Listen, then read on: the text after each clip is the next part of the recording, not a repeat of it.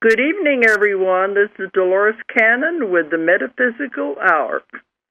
And we are live tonight. This is December the 27th in the year 2013.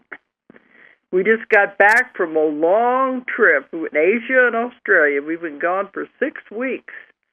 So I know you've been listening to archive shows while I'm gone. But tonight we're live, so if anyone wants to call in, you can do it. We're going to mostly fill you in on the things that happened during the trip. I'd like to first wish everyone a Merry Christmas. I'm glad you're joining us tonight.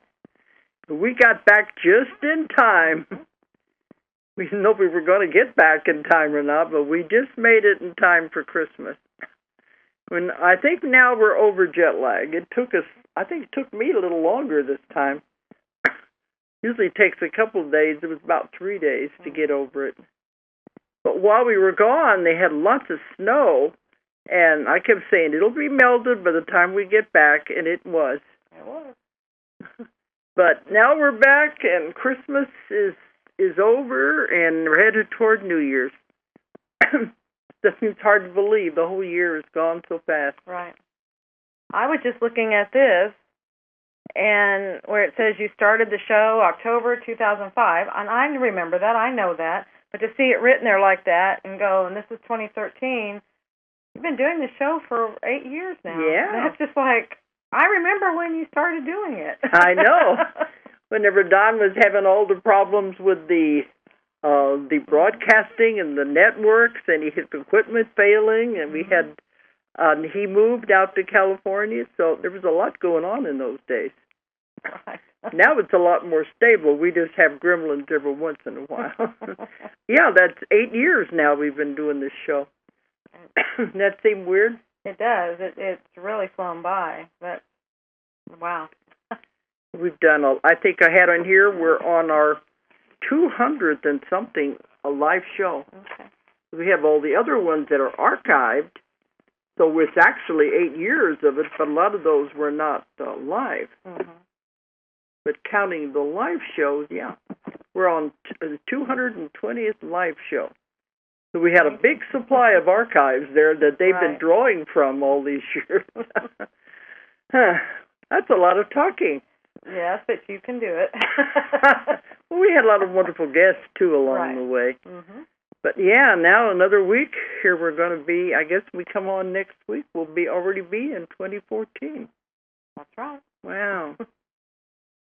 And the time just goes so fast. Let me go ahead and give out the toll-free number.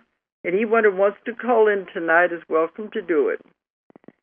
1-888-627-6008. 1-888-627-6008. Yeah, and I remember it all. We used to have a lot of call-ins, too, that people were trying to get in those early days, and now we're all over the world. Don has done terrific with this show. Right. It's his dream. He's followed through on it. Mm-hmm. You're always telling people, if you've got a dream, follow it. Otherwise, you'll regret it later. Right. And dreams are not easy. We know that. That to do it, you have to believe in it, and it's not easy. But if you don't, you'll regret it the rest of your life. Right. Okay, well, we just got back from this trip, and we're going to talk about that. If anybody wants to call in, they're free to do it. But we've been gone 6 weeks. We left I don't even know. During Christmas, we had a house full of kids and relatives and all our family. We got a big family. We didn't even have half of them here. And we were trying to tell them what was going on. And I couldn't even remember what country we were in when we were telling the story. Well, because we've had so many events back to back. And so that's where, we went to Mexico and did a class. And I think we've talked about that. Then we had a class here. And then immediately after, went to the cruise. The cruise had a class on the cruise.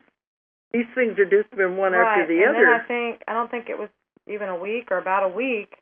And then we went on this trip. So it's just been everything back to back. It's hard to remember where we were and what we were doing. This trip would have been longer, and we would have only had a day or two between. Originally, we were supposed to go to Istanbul to a UFO conference they were having there, and then that was canceled. So it gave us a week anyway to get ready for this long 6-week one. Well, we went first to Beijing, and we were there for 2 weeks. And, well, last year we were in China 3 times, so we're getting used to China. But, yeah, I like the people. The people are wonderful there. Everywhere. Everywhere we go, we don't have any problems at all. Right. It's just getting used to the food. And China is a different kind of food, but we survive. Well, we weren't eating their food except in one place I did. But and you're going to talk about that. Yes. But yeah, they were trying their best they could in the place we were staying for the classes to give us Americanized Chinese food. Right. It was what they thought American food was. But it was okay. We could eat fine. it. Yeah. Oh, that was great. But we had a level 2 class and a level 1 in Beijing. And the level 1 was 100 students. And I am so proud of these Chinese students that are taking the class. The level 2, when they've taken that, they're getting it. They're really understanding it. And they're having miracles happen. So it's showing it's happening all over the world. Everywhere they're taking the class, it's wonderful things are happening because they're understanding it. But now that we're doing the level 2 in a different way, we're turning out more powerful practitioners too. Right. Because we're doing a more one-on-one individual training. But we had 100 students in the level 1, and they were really understanding it. You never know when you got a translator. You know, I'm surprised. It's like, well, they understood like all the other translated classes we had. But you know, we always hope it's coming across with translation. Well, we have a wonderful young man in China. He's been there last year 3 times and on the cruise with us to the Mediterranean. And this year, he's a wonderful translator. We couldn't do anything without him. Right. But I always wonder when they're doing it, are we really getting translation? A lot of things can be lost. Well, especially, that's why I try not to use any slang or expressions that they're going to be lost in translation. But one thing I want to say about everywhere we went to China. We're going to talk about each place, Beijing and Taiwan and Tokyo. But everywhere we went, they are really into Christmas over there. I was really surprised. Well, they had the decorations up. What I was told, it was because of the commercialism and shopping, just like it is here. But I was surprised they're really into it that much. They had more decorations than Australia did, than Sydney did. So. But they have big Christmas trees everywhere you go and a lot of lights on the streets and in the stores. It's really decorated up.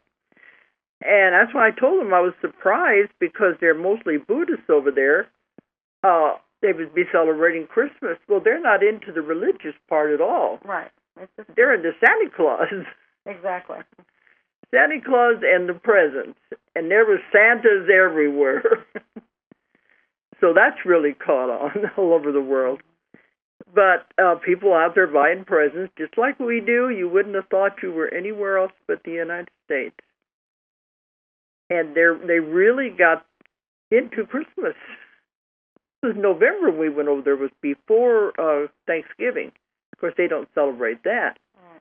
But they were into the Christmas things, and I thought it was wonderful the way that everything was lit up. They said we just missed it. They've been having a lot of trouble with real heavy smog in Beijing. And a lot of it's caused by all the traffic.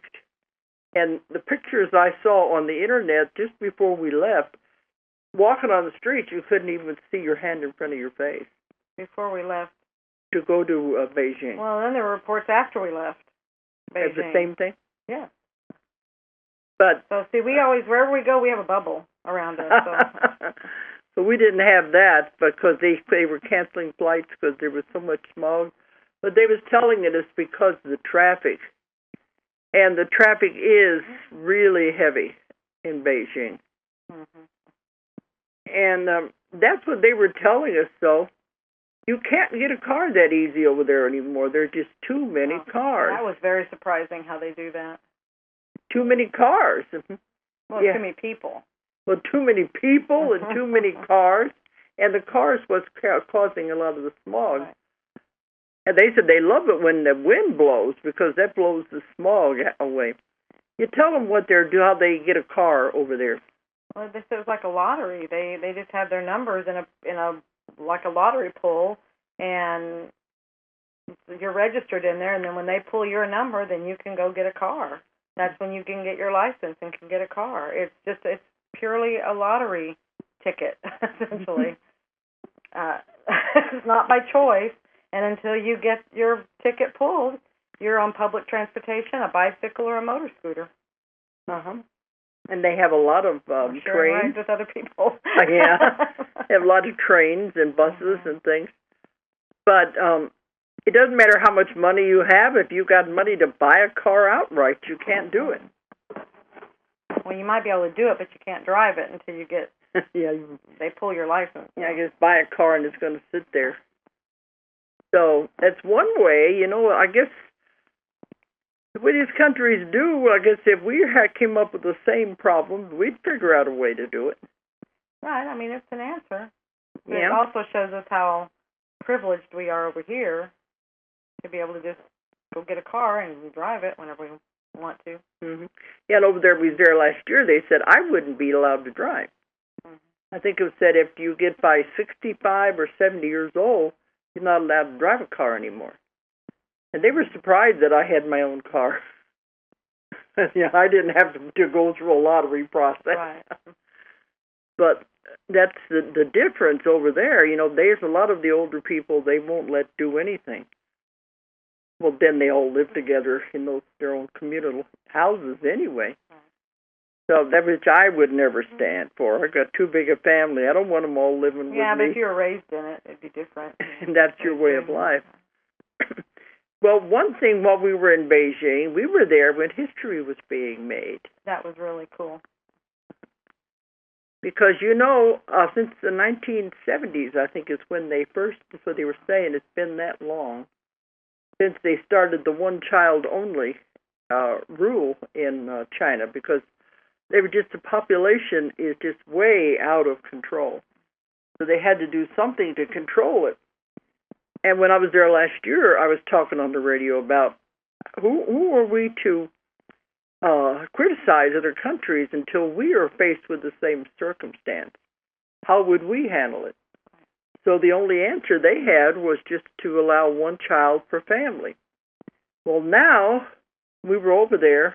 They're finding out it's got a lot of problems. Right, they didn't think it out far enough in the future. Yeah, they didn't think that'd be 40 years. Now, they haven't thought 35, 40 years. Right, I think they said they've gone about two generations, and it's really having an impact on their socioeconomic system. Yeah, I guess when you come up with the idea, it sounds like a good idea, but you don't plan it that far in advance. So they're finding out, well, one thing, they don't have the workforce, especially for out in the country. The agricultural workforce, they don't have it, with just having one child per family. Right. I mean, we don't think about it, but, I mean, these are all things that go into the whole... what do you call it, eco-structure?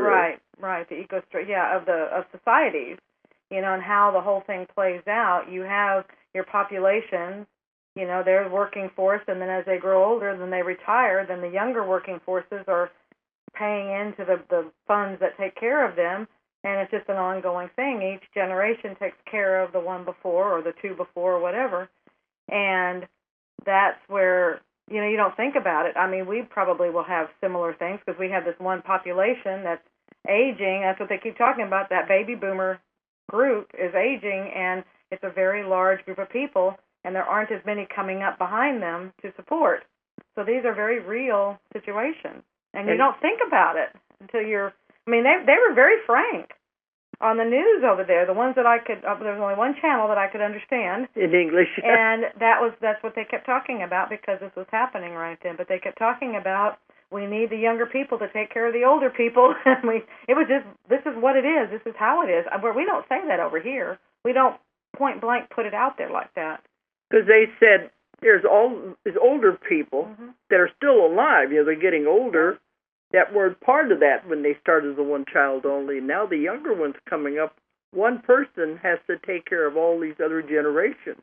I think they said it took 8.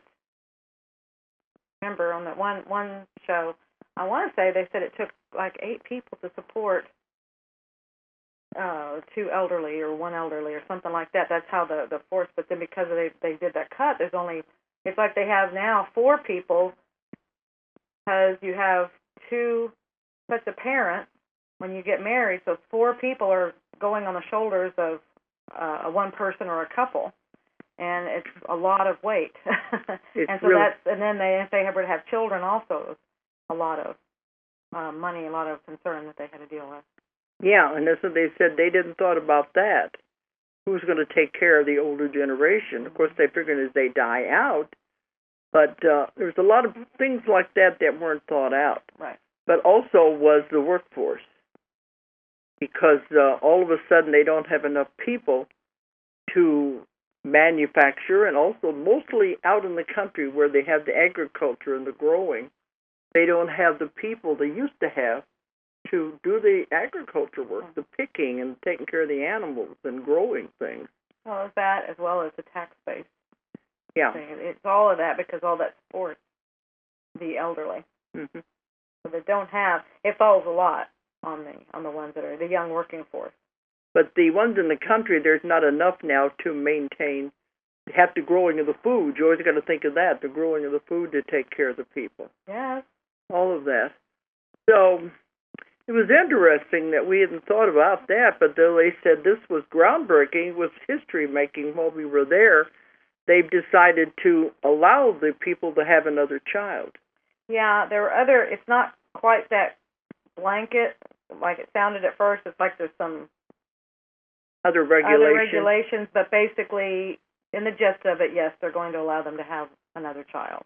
So they've got to manage it so they won't have the population explosion. They finally stabled out. Well, and that's what they were asking people. They were doing a thing, and they said, because their cities are huge.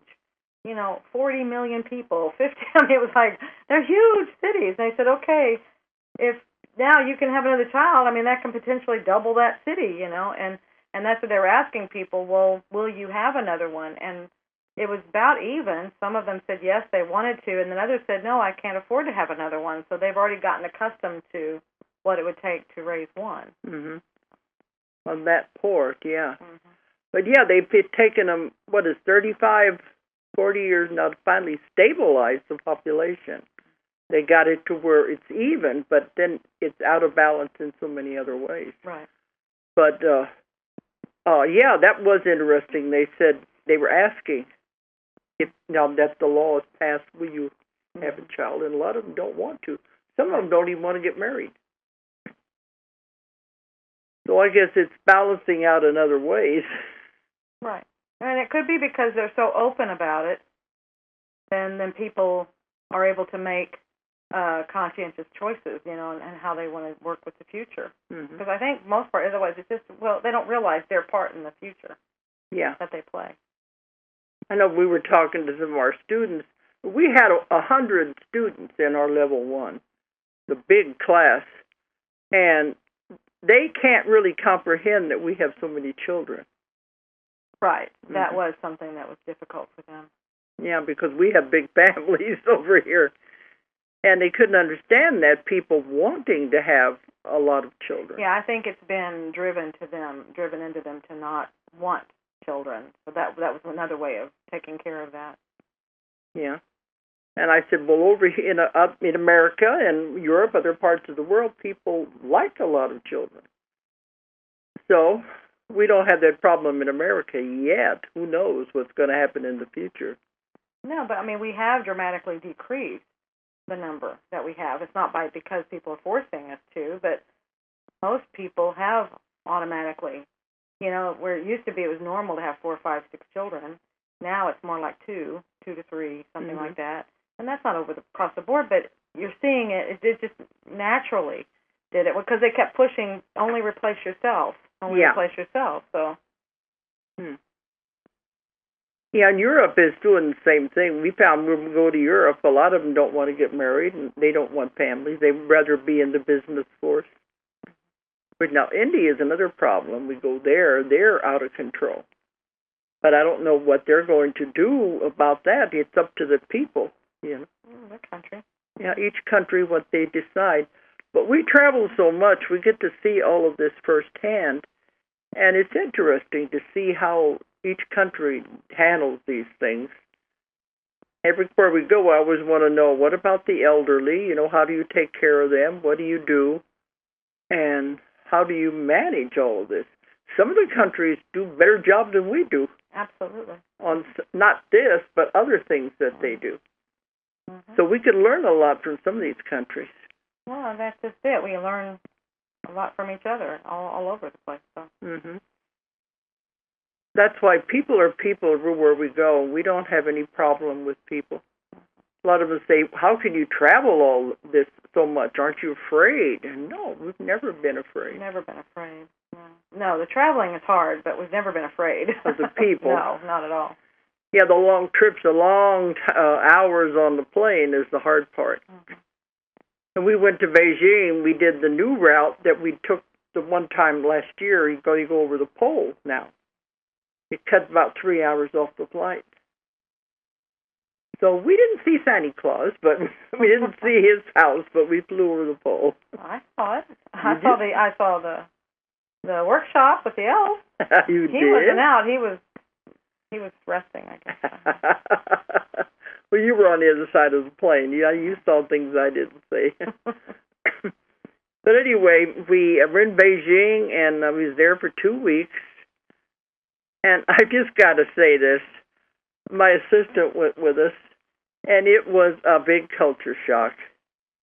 He'd never been anywhere like this, but her culture shock was they didn't have any coffee. Well, and that's a big deal if you're a major coffee drinker. I'm sure we have lots of major coffee drinkers out there. Yeah. And they will totally understand. No coffee in Beijing. They like tea. Well, just like in England. Well, they had coffee, but it was not like American coffee at all. Not the way we are addicted to it over here. So that was a culture shock for her. Things like that. And also, no Facebook and no YouTube. Right, in China. No. In China. The translator said they really don't want people to know what's going on in the outside world. But they know anyway. Just like everybody, they figure out ways to find out. So. There's ways to get around all of that. But so we have a lot of things here we don't even appreciate that like that. Although I don't even go on Facebook and those things. A lot of people, that's their whole life. Right. Well, and it is hers. I mean, that's how she stays in touch with everybody, and that's how she planned to stay in touch with everybody back home. Because this was a major trip for her, first time that extensive and that far away. So this was one of the things that she knew she could hold on to be able to see her family, and then it wasn't there. So yeah, and that was a big deal. What do you mean, no coffee and no Facebook? Right, that was a lot of big withdrawal. She was having withdrawal symptoms. Mm-hmm. Okay. But you've got to tell them about your trip to the Great Wall. Mm-hmm. Now, every time we've gone to Beijing, I always wanted to go to the Great Wall, but, we've never got out there. And the last trip, you said, you got to go. You said you had to go because why come that far and not get to see it? It's one of the major wonders of the world. Well, it's right there. I mean, it'd be different if it was across the country, but it's right there where we were. So, outside Beijing. Yes. I didn't want to go because I'm not really into all that walking anymore like that. Now, Julia, she went up and down the pyramids and down inside the pyramids. She can do that. I don't really want to do it. But so her and my assistant, Mavis, went out to the Great Wall. Right. So tell them what that was like to see that. Oh, it's amazing. It's unbelievable, actually, because you see it for quite a ways. You're a ways out. And you drove. We drove. It was about an hour and a half outside of Beijing, and we're driving. You're going up into mountains and everything, and all of a sudden I look, I was like, what is that? You can see something way over on this mountain. And it's that, it's very, you can see it. It was way off still. I thought, is that what I think it is? I said, oh, yeah, that's a great wall. Like nothing. Oh, yeah. There you go. So we're snapping pictures from a long ways away. I think we were still, I don't know, a good half hour, 45 minutes. I mean, you can see it from that far away. And then as you get closer, you can't see it because it's on the top of that mountain. We stopped to get some lunch before it. I mean, it's way up there because it's on the top of the mountain. And that was what's amazing. Of course, it's so long, that you could never go the whole length because it goes the whole border. Well, that could be somebody's challenge, to say to walk the whole thing. But that'd be miles and miles and miles and miles. Well, people do marathons. People do, that could be. I imagine there's people that have done it. Have probably walked the entire have. wall. That would be quite an accomplishment. accomplishment. China from Mongolia. Mm-hmm. But tell them what happened when you went. Tell them about the lunch first. Oh, I can. Yeah. Our first thing was to get lunch, and it was at a little restaurant at the foot of the mountain where you go up there and everything. And this is supposed to be a famous. They said it was a famous fish restaurant. I have no idea, but it's one of these where you pick your fish out. They're swimming out there in this little channel in front of the restaurant, and you just pick it. And I said, I'm not real comfortable with naming my food before I eat it. I mean, it's like somebody else, Kevin and Leo took us out there. Leo is a translator, and Kevin was one of the students in level 2 class, and so they took us out so we can, to be our tour guide. You don't want to personally know your food you're going to eat. No, I'd rather not. It's getting harder and harder anyway. I think that's something that's shifting in me, is, I don't eat that much beef or any of those things. I eat mostly chicken and fish. And now, sometimes when I'm eating them, I'll see their faces. And it's like, oh, man.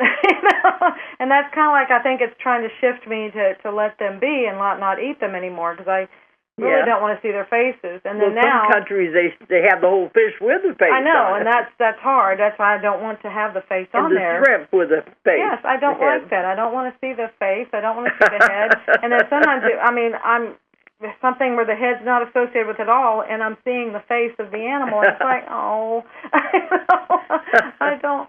And so then, so I went out and I thanked the fish when I found out that we were going to be eating one of them, and so I thanked them ahead of time, and so I do that anyway. I thank my food. So I thank the animal or whatever it is that gave its life for me. But anyway, so I did that. We go into the restaurant. Quickly found out it's not. I don't think it may be a famous restaurant. I don't know how they do things over there, but it was a very local restaurant. It was all the locals from right there that worked there were coming in because there were a lot of people coming in on their lunch hour and all these things. And our first clue that there was not going to be a whole lot of catering was there were no Western utensils. It was all chopsticks. Where everybody else we've been, there's usually an option to get something like that. So it's like, okay. But you were outside of Beijing. We were outside of Beijing, yeah. But I thought this was, but this is a very major tourist site, too. But the part that we went to was not the one that most of the people go to. We were going to this other one. So I think it's more the local entrance. Okay. So we go in there, and Leo, he says, I'm going to order Chinese dishes so you can have the Chinese experience. And but then he first said, okay, what, you want some chicken? That's fine. That's always a standard. Let's have some chicken. We knew we were going to have one of those fish out there. And then we're going to have some chicken. And we said, okay, chicken and beans. And it's like, okay. And then he ordered some other traditional Chinese dishes. We had rice, and we saw some potatoes that somebody had on another plate. It was like shredded potatoes, kind of cash brown. And anyway, little pieces. That's how they do their meals over there. It's a lot of little dishes. They put it on this great big lazy Susan type thing, and then everybody shares. It just keeps passing around, and you just pick out what you want and you eat. Well, and then but the other thing that's weird over there is different. I'm going to say it's weird, but it's different. Is they don't. You know how America, if you bring everything out when the whole thing is ready for everybody at the table, they bring it all out at once. Well, there, they bring out the dishes as they are done, and then you've got these things coming willy-nilly all over the place, and so you just start eating, and you don't know when the next piece is coming, and And they just keep doing that. It's like you're snacking and the whole time. Anyway, so the first thing that came out was this chicken in a bowl, and it's just a little medium-sized bowl, and it's got chicken in it. And so I picked a piece out of there. It wasn't really I just picked, like, I don't know, maybe a drumstick or something. It was some little piece. Maybe it was a piece of a wing. I don't know. And tasted that, and then some rice came out, just pieces. And then that chicken made its way around, and it came back around. I'm looking at the bowl, and I thought, that's not what I think it is it? And Leah's like, what? And I'm like, is that, what is that on the top? And on the top of this bowl was this chicken foot just sitting there on the top of the bowl. I'm like, what? And it's just got its claws. I'm like, no. Well, they told us last year they don't waste anything. I know, but I wasn't, because I'd had a conversation before we ever left that day with someone else, and I said, well, as long as they don't have all the pieces and parts of chickens, I'll be fine, all the feet and the heads, and I'll be fine. And so I said, oh, no, this is a nice restaurant, they won't be doing that. So anyway, here's his foot. And I thought, oh, my goodness. So Mavis takes it out, and she's taking pictures of it and stuff, and so she's like, okay, I'm not having any chicken. So, anyway, it makes its way around, and another time, and when it comes back, I made a comment to Leo, and I said, now, there's not going to be a head under here, is there? Oh, no, there won't be one, because it was a little bowl. It wasn't very big. Now, there's no way a head's going to be in there. And it comes back around, and I'm like, oh, no, Leo, please don't tell me that's what it looks like. And it was the comb on the top of the chicken's head. I could see that. So, and sure enough, it was. And Mavis dug it out. There was the chicken's head. I was like, oh, no. I mean, I really don't want to see the animals' faces. So, anyway. Well, we're not criticizing. It's just that, Americans don't eat. Other countries, they do eat everything, but we're not used to it. No, and it's fine. It's nothing against it. It's just I wasn't prepared for it. I'm not used to it, and I wasn't prepared for it. So and like I said, that's been something that's been happening to me anyway, where I don't want to see the faces, and that's really something I'm not used to seeing a face of on my food. The chicken in the bowl, right? And chicken it was. And Mavis took a picture of that, too. Right. She took a picture of it, and then she was going to send those pictures back home to her family when they were having Thanksgiving dinner. She was going to just do a little joke with them. But so. But anyway, then tell about how you got up to the Great Wall. Yeah, that was a great climb. So after this, because we needed that, I'm glad we did this because we needed the strength. So you get there, we parked, and then you walk up this steep hill just to get to the cable cars that go up the steep mountain. They get to the platform that just where you take the steps that go up the wall. It's very steep, very steep. I'm glad I could not have done it. Right. I mean, on that first walking up there are all these shops. There are all these little booths, these vendors selling their wares. But it's really steep, just that street. And that's before you get the cable cars, and then it's like climbing the mountain in the cable cars. But yeah, that was a lot just right there. Everything was climbing. Finally get up to, they have like this where the cable cars come in, and then you go up some stairs on the side, and then you actually get into on the wall, because you're going up the side, and then it goes into these little, what do you call them? It's a place for the sentries. Sentries, yeah. So almost like little forts. Little buildings. Right. They're little houses up there, right. Stone houses, right. where the sentries would be. Right. And so it went into there, and then you could go one way or the other. It had steps going down each side. But the thing that was so amazing to me, I mean, it's wide. It's probably at least 10 feet wide, the whole thing, and it goes. But what was so weird or amazing was this thing just follows the mountain. It's right on the top of the mountain, and it's following it exactly. It's not. They didn't pave that away. They didn't bulldoze anything out to make it flat and like that. It's going up and down. It's very steep, and it's going up and down the mountain peaks and everything. It's following the mountain, and it's just amazing what went into doing this. Just going out of one of the sentries, to walk down the next part and go across. It's just really, really steep.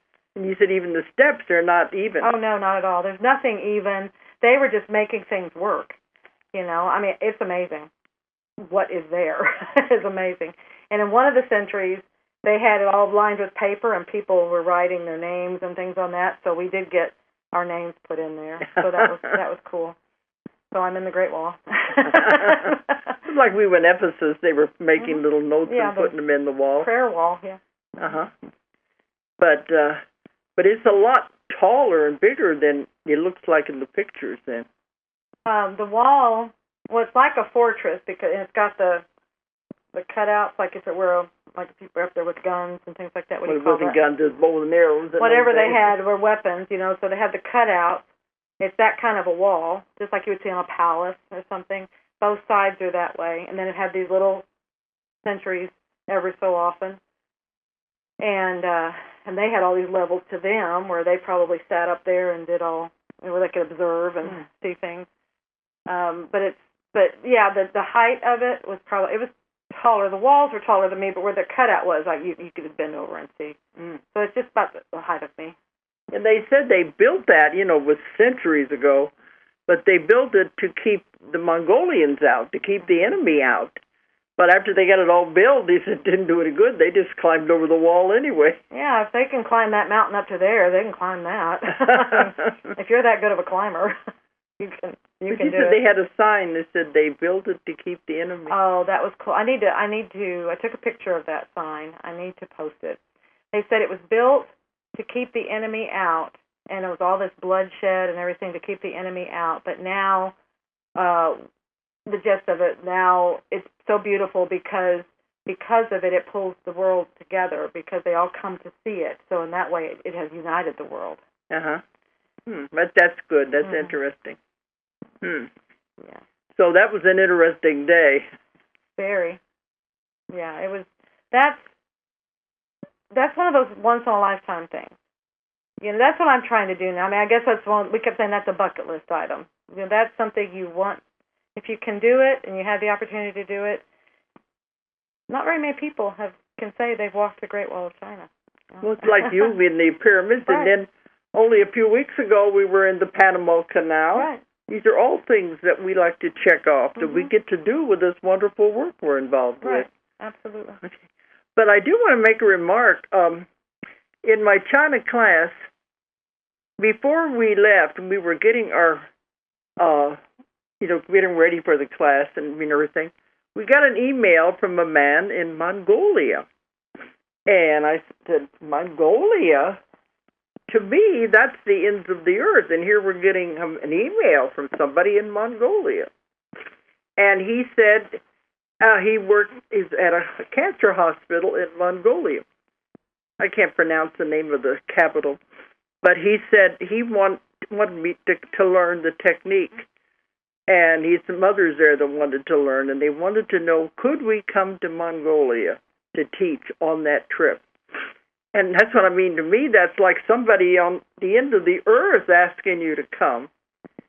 I'm amazed. I said, how did you find out about me? Internet. He could get YouTube. Yeah, he could get YouTube. He found out about me. I said, in Mongolia? But I told him there was no way we could come that far for just a small group of people. So he had two choices. He could either come to Beijing and take the class there or take the online class. So he agreed to come to Beijing. He was a wonderful man. Very sweet. Very sweet. And he very much devoted, he really wants to work with the cancer and help the people. And he couldn't speak Chinese, but his English was good enough that apparently he followed me with the class. Very good. But he was really dedicated. He really wanted to learn this technique and take it back to Mongolia. But I said, now I think we are reaching all the corners of the earth when you got something like that. As we know, when we did the Russian class, we had some people from Siberia that came. But I said, Mongolia, I would never expected to meet somebody from there. But you're still thinking of them the way you probably were taught about them in your childhood, and that's not them at all. That's what he was telling us. He said they're no longer riding around on horses with the big fur hats and all of that, and the yaks. So our impression of most of the world is not the way it really is. So when you go to these countries, you find out it's really more modernized everywhere than we could have ever imagined. Mm. So we haven't seen too many places that aren't modern, but I know that there are places like that, but we haven't gone there yet. Yeah, they're not really in our what I think they would ask us to come, right. really. But it shows most of the world, those are just stories of people that what you think things are supposed to be like, and they're not like that anymore at all. We're all very modern everywhere. But anyway, that was interesting. But then we went to Taiwan. We were there last year and giving a lecture, and they wanted us to come back and do a class. And that's a culture shock in its own. Well, that's so much like America. Yeah, I said when you go to Taiwan, it's like East meets West. So much of American influence is in there that you don't even think you're out of America. Well, I mean, they even take our electric plug. Their outlet fits our electricity. It's all the same. So that tells you something right there. If our plug fits their outlet, we have a lot of American influence there. Mm-hmm. But everywhere you go, I mean, there's all the stores and the little, yeah, it's all just 7-Elevens, McDonald's, Kentucky Fried Chicken, everywhere, and you'd swear you were in America. Right. Also, motorcycles have taken over. Well, they're motor scooters. You keep calling motorcycles, they're motor scooters. You don't think they're as big as a motorcycle? No. There might have been a couple like that, but for the most part, they're called scooters. Okay. But there again, it's a traffic jam like it was in Beijing. There's so much traffic. In order to get around that, they have these scooters. But everybody rides them. Well, and it's probably because they're so inexpensive, too, and they're easy to park. They have lack of parking spaces. All along the sidewalks in front of every shopping place there was all these lines and lines of scooters. And everywhere they were ducking in and out of traffic, too. So it was, it's the most we saw anywhere. And that was worse traffic than in London, I think. No. London's bad. But Beijing was a lot of cars, but here it was cars and mostly scooters. But Taiwan, we like that. We've been there before. And it's very modern. Right. It's easy to figure it out. I mean, we kept going out and walking around, so we had that section of town where we were. A few blocks that we had that figured out. But then Taiwan is not very big anyway. It's an island. But then we went to Tokyo. Now, Tokyo, to me, was different. Very modern. Mm-hmm. But I felt a kind of a dark feeling there. I didn't have any problem. I immediately was getting London references to it. It felt like London to me, and I kept thinking, why on earth does Tokyo feel like London? Because the shops and the way the streets? No, it was just, no. I think immediately it was because the way they drive on the, they drive the same way as in England.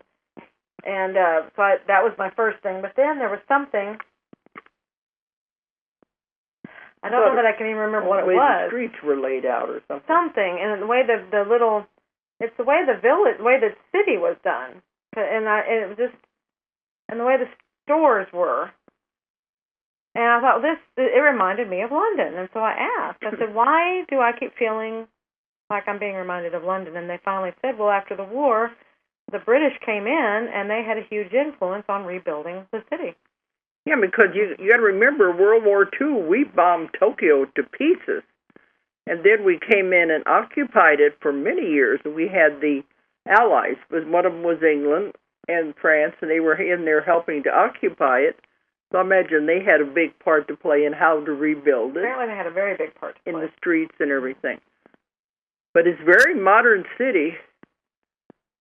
Interesting, the earthquake, been 2 years ago, that destroyed the nuclear plant on the North Island. And they said that it'll never be rebuilt. The radiation is too high. and it's really bad. And they evacuated the people out around that because they never go back. The radiation is too high, and that they can't use it for electrical power anymore. That's been destroyed. Well, so, actually, while we were there, that was something else that was happening. While we were there, they were going in to take the rods out. They were dismantling that plant. They're trying to get it. They were taking the rods out. But I said, well, what are you using for electricity? And it shows that if we don't really need the nuclear. They have ways of doing this. You scientists get their heads together. And they said, we figured out other ways to get electricity. And one thing they're doing is with the tides, because they said Japan is primarily an island, a group of islands, and they have the ocean on both sides. So when the tide comes in and out, somehow they're able to harness that power to create electricity. And they've also, by walking on the sidewalks, are generating electricity. I read an article one time that said this was possible, but apparently they followed through on it. So they have enough people. Yeah, Tokyo is another huge city. Everywhere we went, the big cities. And, you know, it makes me appreciate this place in the country here. We don't have anybody. Right. Well, especially there, they had it was so little. And I'm not going to say no because we did find some trees, but they had so little greenery, so few trees. It's just, that was just bad. Yeah. What trees they did have on the streets were like pitiful excuses for trees. Well, and that was that one part where we were driving. There was a part where there was a park over there. I don't want to give the impression that there's nothing not parks there, but like no, but there was a park. There was a park that had a lot of trees in it, but not like other cities we've been to. Yeah, they were mostly just like trunks where all the limbs had been cut off. There was no greenery. Well, you know, that's where Singapore learned a lesson. They have these beautiful parks there. They don't have any smog because Hong Kong completely cut everything down to make more room to build houses. But if these cities are huge with the people. I don't remember if it was Tokyo or not, but we were seeing trees on top of buildings. So, it may have been there. Yeah, it's like people were trying to get trees in there, trying to get kind greenery. Of greenery. Mm-hmm. But we had a good experience in Tokyo, too. We went to this one temple, and it was on the edge of town out there, and that was beautiful. The statue of the Buddha. And they shopping, they had all the Japanese market. We got to see some things there. But when we took off from Tokyo, Julia said this was very interesting to her. She was looking down on Tokyo. Well, not make it sound like that. I was on the airplane looking at it from the airplane. Well, I didn't mean it that way. We were in the airplane, and she was looking down on Tokyo. She was on that side of the plane. And it was just an incredible. I've not ever seen a city. It looked different from any city I've seen from the airplane, and it just kept going. Oh my goodness! As far as you could see, it was just concrete. It was buildings, and I just kept looking both ways. It was as far as you could see. Usually, you see the end of your town, of the city, and it just kept going and going and going. It was just concrete. And it was different because usually you'll see like the center part. You'll see the city, and then it kind of starts meandering out. You see the downtown part, right? The but it wasn't like that. It was like it just kept going. It's hard to describe. But then I could finally see, as we kept flying, I could see that it ended at the foot of these mountains. I was like, okay, well that's and it probably wasn't all Tokyo. It was probably all these suburbs that came together or whatever these. But sections. It was huge. It was absolutely huge. But then I could see, okay, it's going to end at these mountains. So there was an end to it. And then we're starting to fly over the mountains. Okay, now there's nobody there. I thought, well, that's just amazing. You know, I start seeing a house here or a house there be very sparse. And I thought, I wonder how they feel. You know, you kind of put yourself in, what do these people do? What do they think?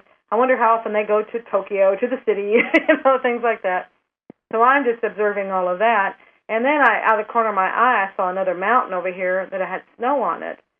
And I thought, oh, my goodness, because when we were coming into Tokyo, we kept seeing Mount Fuji over here in the distance, and we were wondering, is it something we could see? And they said, no, it's a ways out of the city.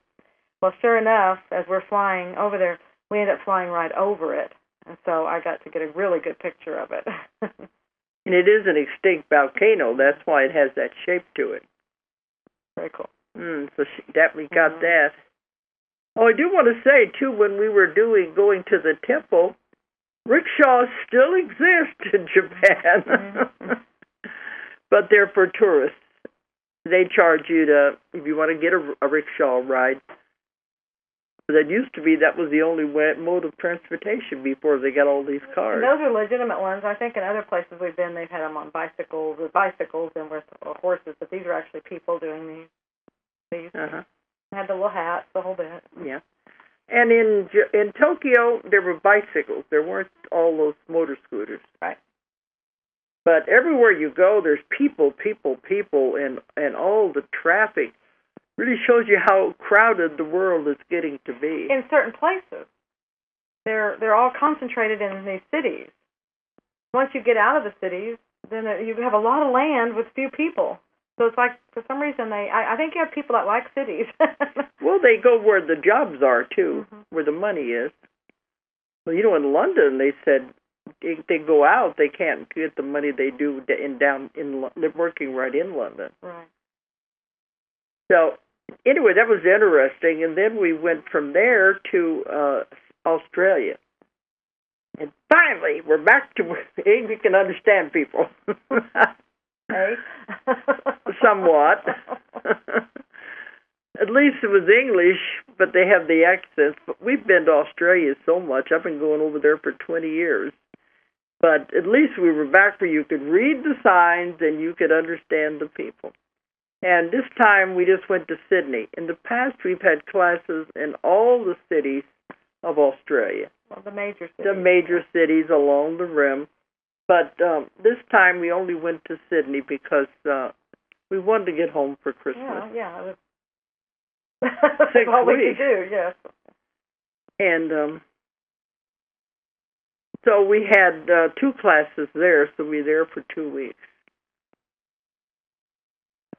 But we are changing the way we're going to be doing the classes now. Because these long trips, that was a 13-hour flight back. I wanted to break it up by stopping in Honolulu or something, but they said, no, not at Christmas time. Everybody's going to Hawaii. So we had to do the 13-hour flight all the way back. So just getting where those long flights like that are just really they're taking a toll on me, and we've been doing it for too many years. And the flight's not enjoyable. The trips, seeing the people and having the classes, I love that. And teaching and mingling with the people, that part is good. It's just getting there and getting back. Right. One speaker I knew, she said, I wish we could do like Star Trek. I was just thinking that if we could just beam up and get over there. Yeah, she said, she had the same thing. I don't like the trip, so we could just beam me up, Scotty, and drop me down. That'd be the best way. Bilocate, whatever. We're probably not too far from that, so. That'd be the best way to do it. You wouldn't have to have that long flight. So I try to cut up the flights as much as we can to stop that. But anyway, we had a wonderful time there, and everywhere we go, Christmas, and there it's the same way. We were down in... Oh, the fun thing there was, they didn't have many decorations, but because it's so warm, they said it's just really hard to get into the feel of it, the spirit of Christmas. But their commercials were so funny because they have all these Santas surfing and things like that. Santas in bikinis. And you got to remember, Australia is in the opposite hemisphere, so there it was summertime. Right.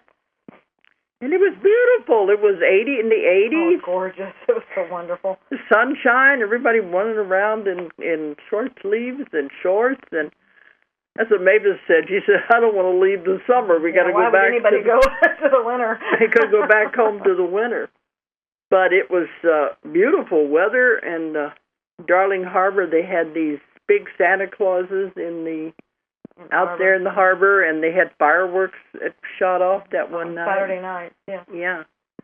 And so they're all in the spirit there. So we had the Christmas spirit, we just weren't home. But even in Japan, Taiwan, China, everywhere, Santa Clauses and Christmas trees and lights. And carols, Christmas carols, everything. But I have to say, we do it more here, because as soon as we got to L.A., it was Christmas. I mean, we do it much more than those countries, maybe all the countries. I don't know. We overdo it because that's what they said in England. They don't do the lights like we do. Yeah, but those are pretty. That's what's so pretty. They said that's too much electricity. But that's what's so pretty. That's the magical part. So, when we left Sydney and got back to L.A., we stayed there for a couple of days. We couldn't get home right away. And, it was beautiful. That was Christmas. Mm-hmm. The hotel was just magical. Absolutely. See? That's the pretty part. All the lights and all the... Yes. I think we're coming down to time we're going to have to stop. But you can see this was quite a trip. And it was good to have Christmas in all those countries. Mm-hmm. Winter in Beijing and then summer in Sydney. Right. Come back here, it's winter, but at least the snow is melted. Right. Yeah. I would like for some of the warmth in Australia, though. Yeah, and brought that with us. I think we pretty well covered the whole trip. Next week, we'll find something else to talk about then. But I'd like to let you in on our adventures and our travels. Even though it's hard getting in and out, it's wonderful while we're there. Mm-hmm. Absolutely. Okay, so I think it's time for us to sign off. So I want to thank everybody for listening, and I'm glad we're all back in the U.S. of A. And next time we talk to you, it'll be a new year. It sure will. So Happy New Year, everybody. Make it great. It may be late to say Merry Christmas, but Merry Christmas, Happy New Year. Okay, good night, everybody, and thanks for listening. If you enjoyed the show, check out more of our other videos, and be sure to subscribe and click the like button. Thank you for listening to the Metaphysical Hour with Dolores Cannon.